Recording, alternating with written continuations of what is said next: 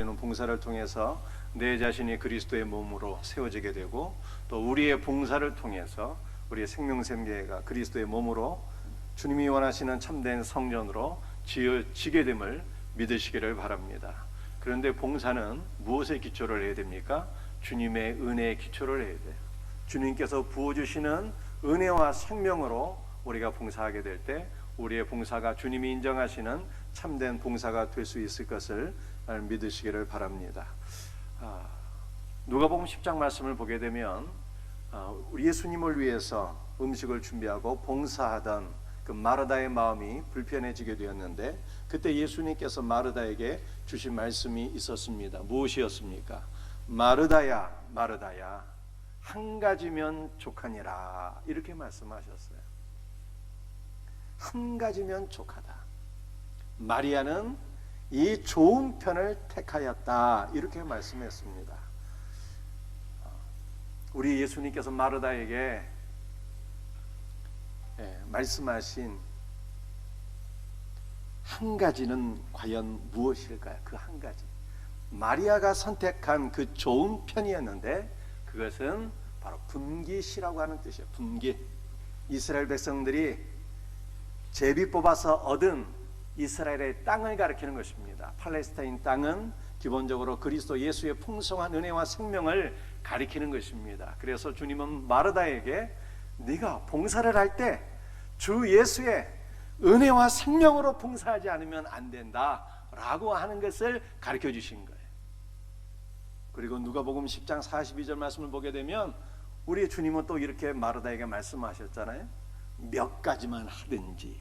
그 몇 가지만이라고 하는 것이 올리고스, 작은 이라고 하는 뜻인데, 이 단어가 말씀이죠. 저자들의 겨자씨처럼 작은 믿음을 가리킬 때 사용되었어요.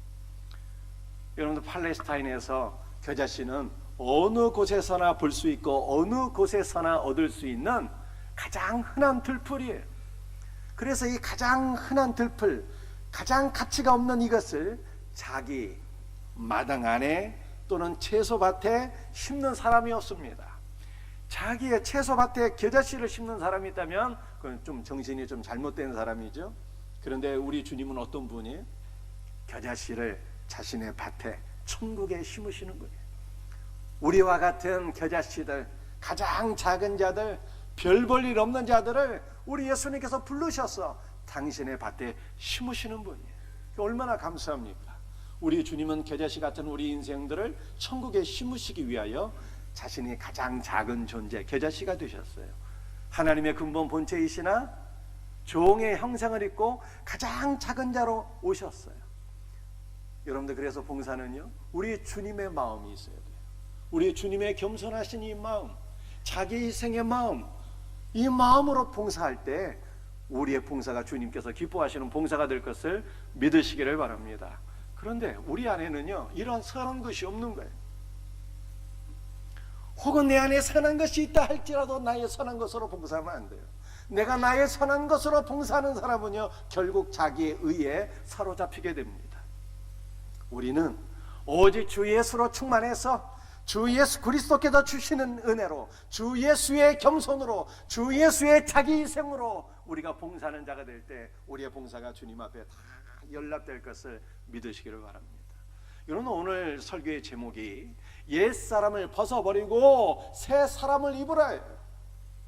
결론을 미리 말씀드릴 것 같으면 옛사람은 무엇일까요? 나의 힘으로 무엇인가를 하는 거예요. 내 힘으로 구원을 이루고 내 힘으로 봉사하고 내 힘으로 무엇을 하는 것을 다 내려놓으라. 주님은 바울을 통해서 우리에게 말씀하셨어요. 새 사람을 입으래요. 새 사람은 무엇일까요? 주 예수로 옷을 입고 주 예수의 은혜와 생명으로 살아가는 것, 이것이 바로 새 사람을 입는 성도의 삶인 것을 믿으시기를 바랍니다. 오늘 본문 말씀 에베소서 4장 17절 말씀 우리 한번 같이 읽어보겠어요. 함께 읽습니다. 시작. 그러므로 내가 이것을 말하며 주 안에서 증언하노니.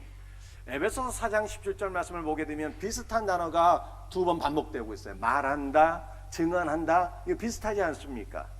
그래서 바울은 지금 무엇인가를 강조하고자 하는 거예요.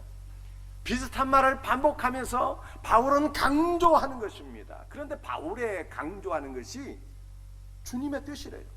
그래서 에베소서 4장 17절에서 주 안에서 내가 말하고 주 안에서 증언한다는 것입니다. 내가 지금 너희에게 강조해서 말하고 싶은 것이 있는데 이것이 주님의 뜻이다, 바울은 말씀하고 있는 거예요. 그렇다면 바울이 강조해서 우리에게 말씀하고 싶은 그 주님의 뜻은 과연 무엇일까요?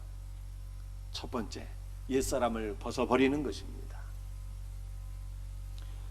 오늘 본문 말씀 에베소서 4장 22절 말씀을 같이 읽어보도록 하겠습니다. 함께 읽습니다. 시작. 너희는 유혹의 욕심을 따라 썩어져가는 구습을 따르는 옛사람을 벗어버리고, 옛사람을 벗어버리래요. 이것이 주님의 뜻이래요. 여러분들, 옛사람이라는 것은 과연 무엇일까요? 성경에서 옛사람을 말씀하고 있는 성경 구절이 많지 않아요. 그런데 가장 대표적인 성경 구절이 로마서 6장 6절 말씀이에요. 같이 한번 읽어보도록 하겠습니다. 시작. 우리의 옛사람이 예수와 함께 십자가에 못 박힌 것은 죄의 몸이 죽어 다시는 우리가 죄에게 종노릇하지 아니하려 함이니. 옛사람이란 예수와 함께 십자가에 못 박힌 죄의 몸을 가리킵니다. 죄의 몸이 바로 옛사람이에요. 여러분들, 죄의 몸이란 무엇입니까? 이 죄의 몸이라 했을 때 이 몸을 수식하는 이 죄라고 하는 것이 우리가 날마다 짓고 있는 그 많은 죄들을 가리키는 게 아니에요. 죄의 몸이라 했을 때 이 죄가 단수로 기록되어 있어요. 그래서 성경에서 이 죄가 단수일 때는요, 항상 마귀를 가리키는 것입니다. 그래서 죄의 몸이라고 하는 것은 마귀에게 사로잡혀서 하나님을 인정하지 아니하고 하나님을 거역하고 하나님을 불신하고 살아가고 있는 우리의 몸을 가리키는 거예요. 우리가 예수를 믿기 전에는 내 안에 죄의 몸이 살아있어서 사탄이 나를 사로잡아서 이렇게 죄의 몸이 이끄는 대로 하나님을 불신하고 하나님을 멀리하며 그렇게 살아갔어요. 그런데 놀라운 일이 일어나게 되었습니다. 예수 그리스도의 십자가에서 죄의 몸은 그리스도 예수와 함께 죽게 되었대요. 여러분들, 이것이 복음입니다. 죄의 몸이 죽어서 이제는 더 이상 죄가 나의 삶에 영향을 미칠 수가 없게 되었어요. 더 이상 죄는 나로 하여금 하나님을 불신하고 하나님을 거역하고 하나님을 멀리하도록 아무런 영향을 미칠 수 없게 된 것입니다. 이것이야말로 복음 중에 복음이고요, 이것을 믿는 것이 믿음이에요. 그래서 옛사람이라고 하는 것은 죄의 몸을 가리키는데, 이 죄의 몸은 사단에게 사로잡혀서 하나님을 멀리하는 나의 속성, 나의 옛 마음, 이것을 가리키는 거예요. 옛사람이 무엇일까를 우리 성경 구절 몇 구절을 통해서 계속 좀 반복적으로 이해할 수 있기를 원합니다. 갈라디아서 2장 20절 말씀을 같이 읽어보겠습니다. 시작. 내가 그리스도와 함께 십자가에 못 박혔나니 그런즉 이제는 내가 사는 것이 아니요 오직 내 안에 그리스도께서 사시는 것이라. 바울은 이제는 내가 사는 것이 아니라고 말씀하고 있습니다. 그러니까 예수 믿기 전에는 내 안에 내가 살아 있었다는 거예요. 그래서 내가 살아 있어서 예수 그리스도를 불신하고 예수 그리스도의 하나님 되심을 내가 인정하지 아니하고 내가 나의 행위를 통해서 나의 의를 추구하며 이렇게 살았다는 거예요. 옛사람이라는 것이 바로 이것이에요. 예수 그리스도를 인정하지 아니하고 나의 행위를 통해서 나의 의를 추구하고 나의 행위를 통해서 나의 구원을 이루고자 하는 모든 나의 노력들, 이것이 바로 옛사람이에요. 그런데 너무나도 감사한 것은 이러한 옛사람은 그리스도 예수와 함께 죽었다는 것입니다. 우리 옛사람에 관한 성경 구절 에베소서 4장 17절 말씀을 우리 한번 같이 읽어보겠어요. 함께 읽습니다. 시작. 이제부터 너희는 이방인이 그 마음에 허망한 것으로 항암같이 행하지 말라. 너희는 이 누구입니까? 에베소 교회의 성도를 가리키는 것이요, 크게는 우리 모두를 가리키는 거예요. 너희는 이방인은요 불신자를 가리키는 거예요. 그 그 마음의 허망함 같이 불신자의 마음은 어떠한 마음일까요? 여러분들 성경에서 마음을 가리키는 단어가 두 개가 있는데요, 여기 에베소서 4장 17절에 나타난 이 이방인 불신자의 마음이라고 하는 것은 인간의 행동과 관련된 마음을 가리키는 거예요. 불신자의 마음은 하나님을 인정하지 아니하고 하나님을 불신하고 자신의 행위를 통해서 구원을 얻고자 하는 모든 교만한 생각들을 가리키는 것입니다. 불신자의 마음의 생각이 허망하다잖아요. 하나님을 인정하지 않고 나의 행위를 통해서 구원을 얻고자 하는 모든 교만한 생각들이 허망, 가치가 없다, 이 뜻이에요. 따라서 옛사람이라고 하는 것이 무엇일까요? 바로 불신자들의 이러한 마음을 가리키는 거예요. 하나님을 인정하지 않고 자신의 행위로서 구원을 얻고자 하는 모든 교만한 생각들, 이것이 바로 옛사람이요. 그런데 복음은 이러한 옛사람이 이제 그리스도 예수와 함께 죽었다는 것입니다. 우리 옛사람과 관련된 성경 구절, 하박국서 1장 11절 말씀으로 한번 같이 읽어보겠어요. 시작.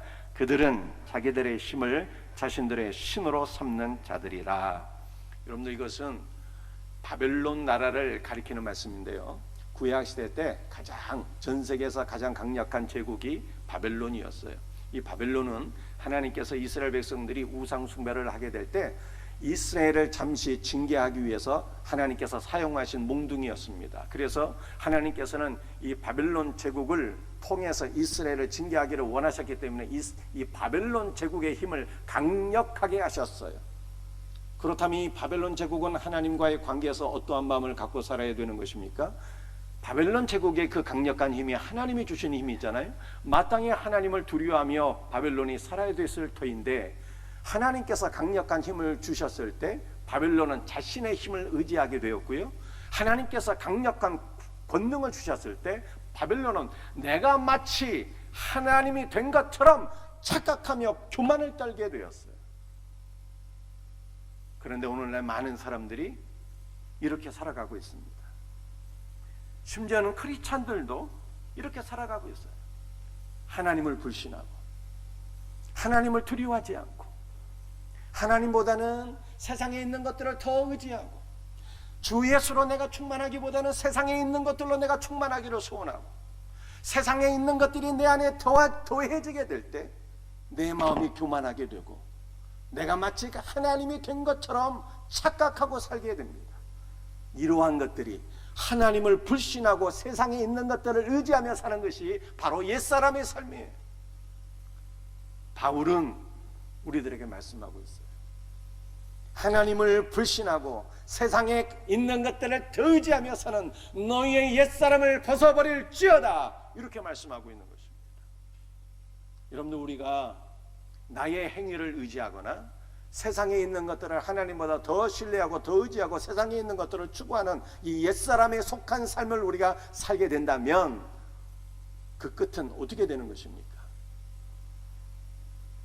옛사람에 관한 성경 구절 마지막입니다. 에베소서 4장 18절 말씀 같이 읽겠습니다. 시작. 그들의 총명이 어두워지고 그들 가운데 있는 무지함과 그들의 마음이 굳어짐으로 말미암아 하나님의 생명에서 떠나 있도다. 복음의 무지에서, 무지함이라고 하는 것은 복음의 무지함을 뜻하는 거예요. 복음을 알지 못해서 인간의 행위를 의지하고 하나님보다는 세상에 있는 것들을 더 사랑하고 더 신뢰하고 세상에 있는 것들이 나에게 더해지게 될 때 내가 하나님이 된 것처럼 착각하고 사는 이러한 옛사람들은 그 끝이 어떻게 되는 것입니까? 하나님의 생명에서 멀어지게 돼요. 하나님의 생명에서 멀어진다는 것이 완료로 되어 있어서 완전한 사망을 타는 거예요.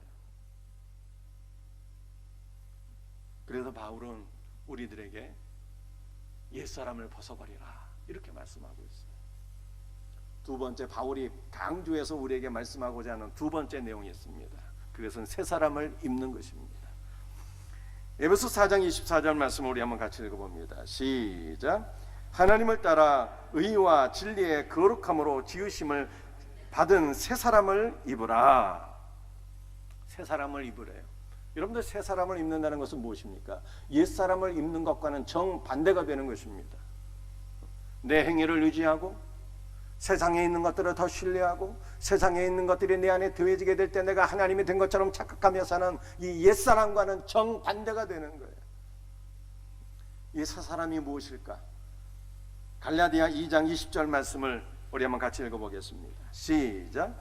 내가 그리스도와 함께 십자가에 못 박혔나니 그런즉 이제는 내가 사는 것이 아니요 오직 내 안에 그리스도께서 사시는 것이라. 이제 내가 육체 가운데 사는 것은 나를 사랑하사 나를 위하여 자기 자신을 버리신 하나님의 아들을 믿는 믿음 안에서 사는 것이라.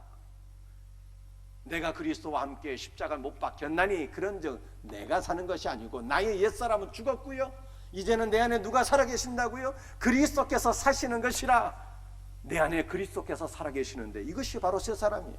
내 안에 살아계신 예수 그리스도가 새 사람이에요.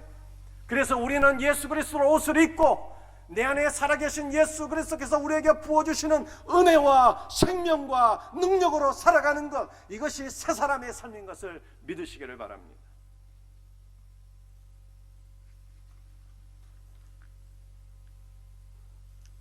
그런데 우리가 이렇게 옛사람을 벗어버리고 새 사람을 입는 것은요, 우리의 힘으로 되는 것이 아닙니다. 바울은 에베소서 4장 23절에서 이렇게 말씀하고 있어요. 오직 너희의 심령이 새롭게 되어, 너희의 심령, 우리의 옛사람이 새롭게 되어서 새 사람을 입는 것은 오직 성령 안에서 가능하다는 거예요. 우리는 성령 안에서 새 사람을 입고 예수 그리스도께서 우리에게 부어주시는 은혜와 생명으로 살아가게 될 것을 믿으시기를 바랍니다.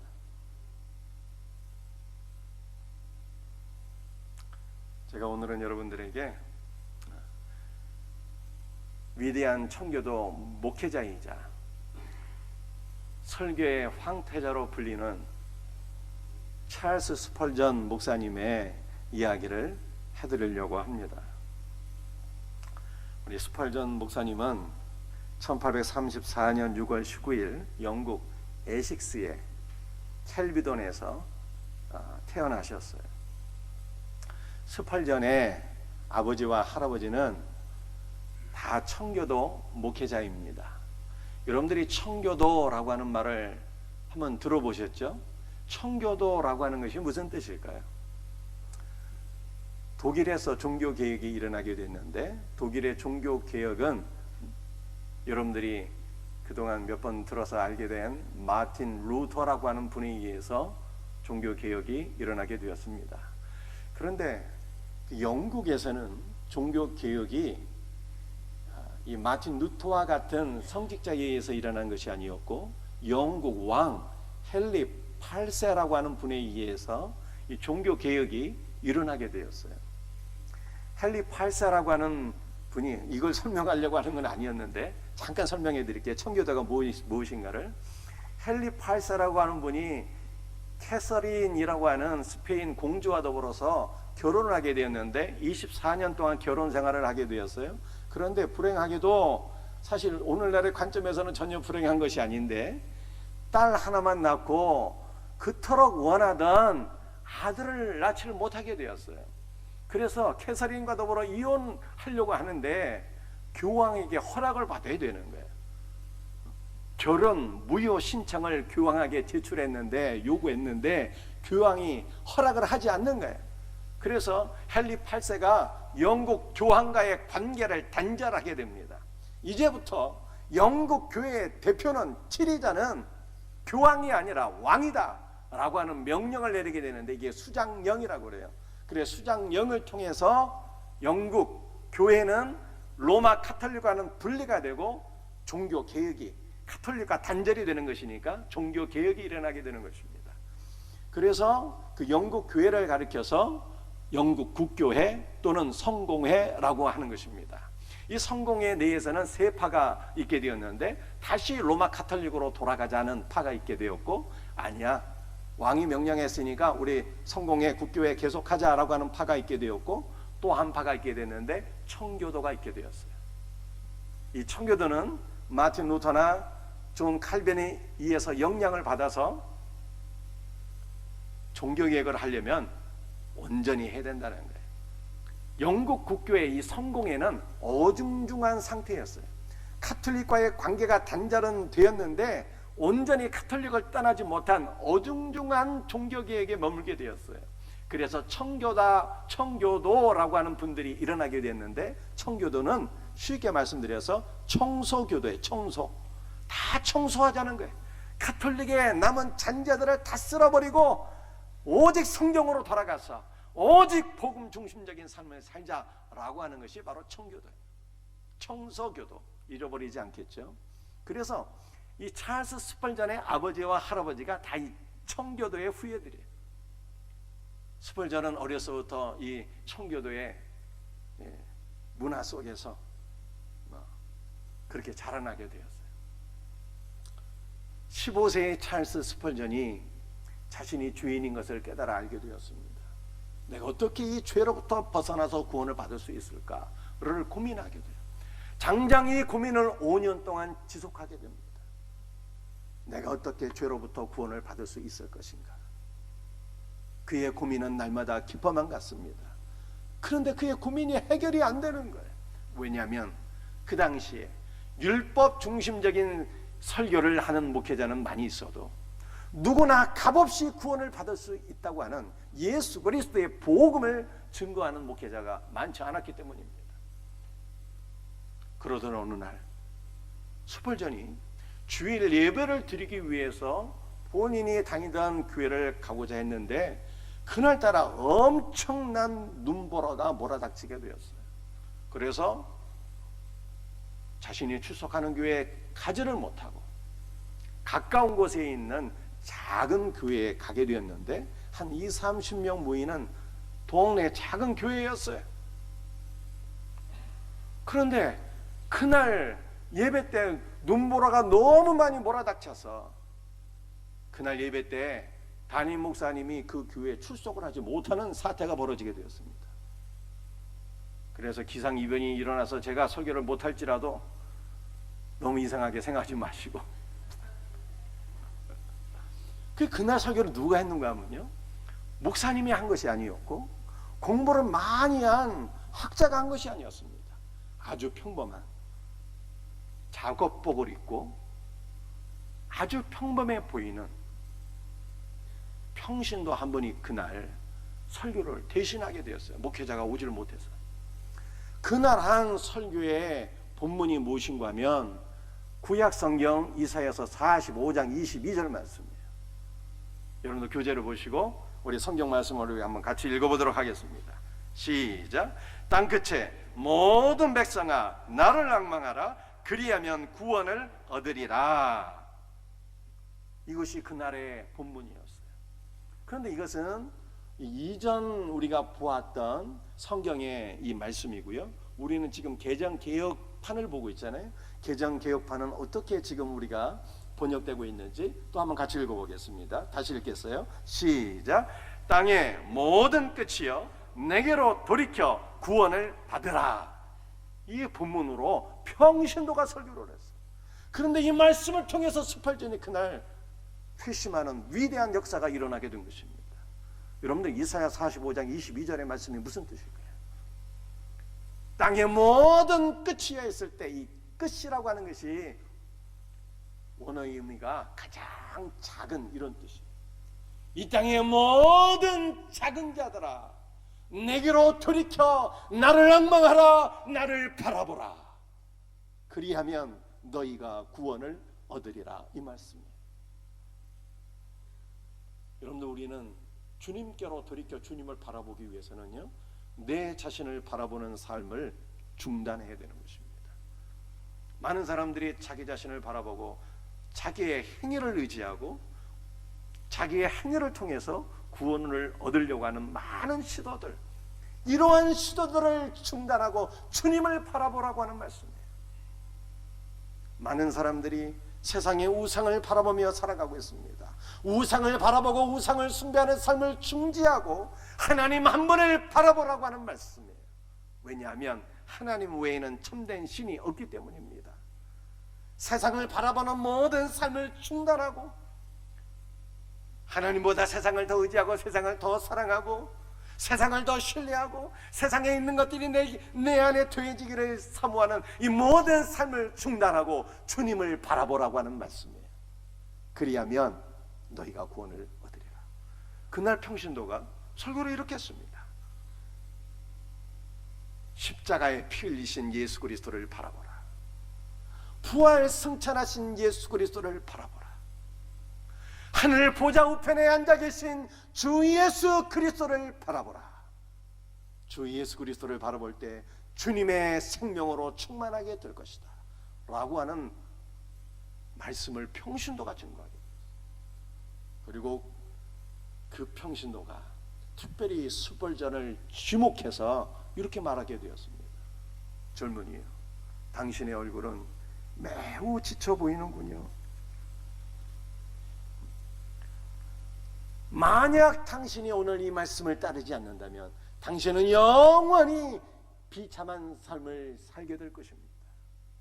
그러나 오늘 당신이 이 말씀에 순종하여 주 예수 그리스도를 바라보게 되면 구원을 얻게 될 것입니다. 그리고 나서 그 평신도는 손을 들어서 찰스 스펄전 목사님을 가리키며 당신이 할 수 있는 것은 오직 주 예수를 바라보는 것이다. 주 예수를 바라보라. 주 예수를 바라보라. 이렇게 외치며 설교를 했어요.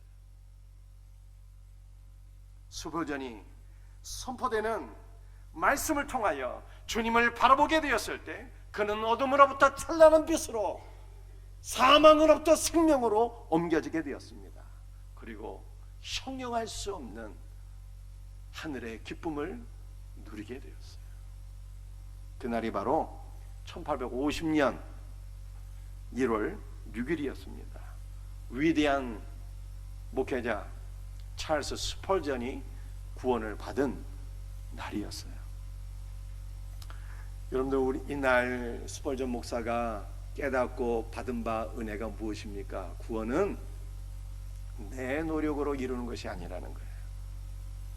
내 안에 살아계신 주 예수 그리스도, 그분을 바라보게 될 때, 주 예수를 바라보게 될 때 주 예수께서 주님 당신의 은혜와 생명을 선물로 주신다는 거예요. 그런데 이 스펄전 목사가 깨달은 이 놀라운 진리가, 주 예수를 바라보면 주 예수께서 은혜와 생명을 주신다는 이 놀라운 진리가 모든 위대한 믿음의 조상들이 깨달은 진리였어요. 다 똑같은 것을 깨달은 거예요.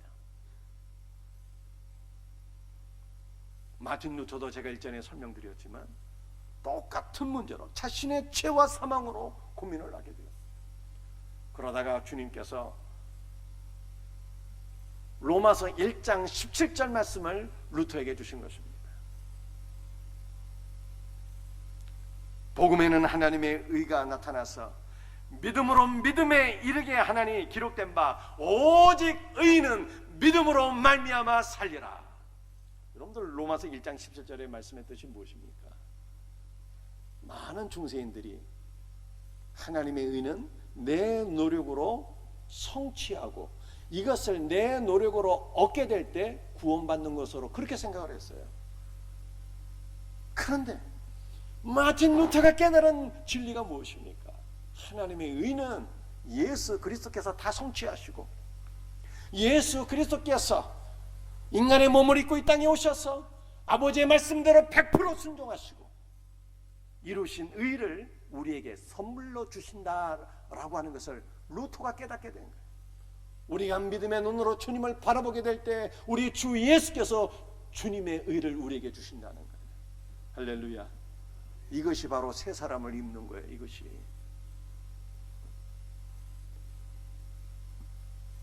감리교를 창시한 웨슬리도 똑같은 것을 깨달은 것입니다.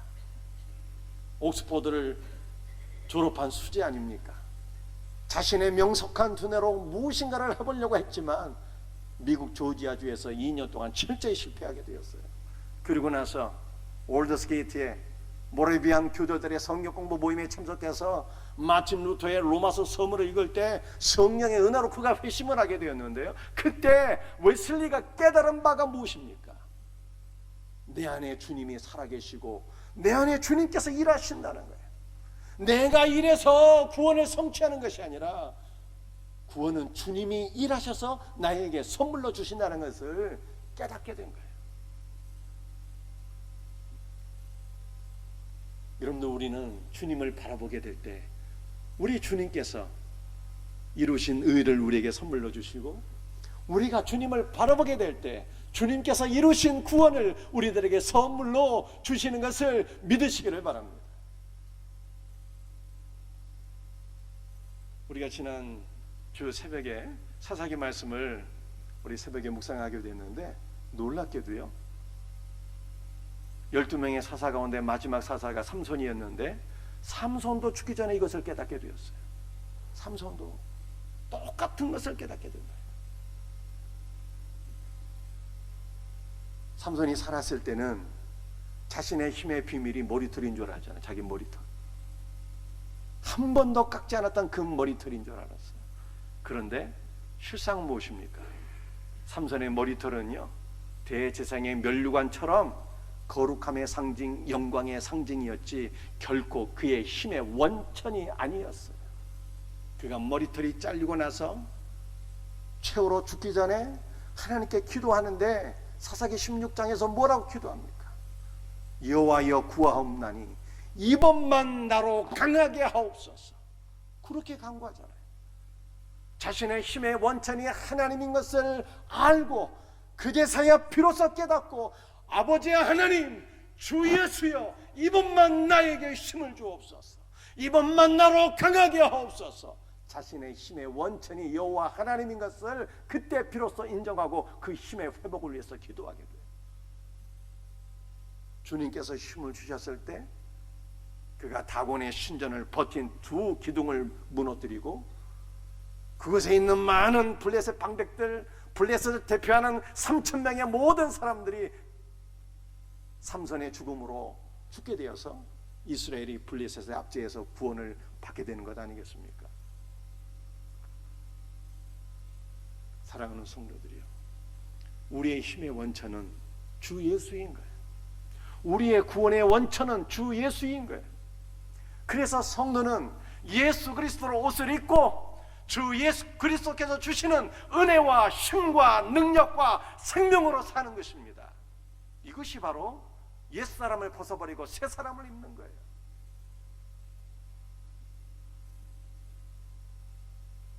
사랑하는 성도들이요, 제가 여러분에게 묻습니다. 여러분의 힘의 원천은 무엇입니까? 여러분들은 무엇을 여러분의 힘의 원천으로 삼고자 하십니까? 나의 많은 머리털들, 내 가방끈, 세상의 부귀 영화, 힘과 권력, 나의 행위, 나의 노력, 이런 것들로 나의 힘을 원천, 나의 힘의 원천으로 삼는 것은 다 옛사람의 삶인 거예요. 이 옛사람의 삶을 벗어버리고 새사람 주 예수로 옷을 입고 주 예수 그리스도의 은혜로 살 수 있는 우리 성도들이 다 될 수 있기를 주의 이름으로 축복합니다. 이것이 바로 바울이 강조해서 우리들에게 말씀하고 있는 핵심이 되는 거예요. 우리 다 같이 일어나셔서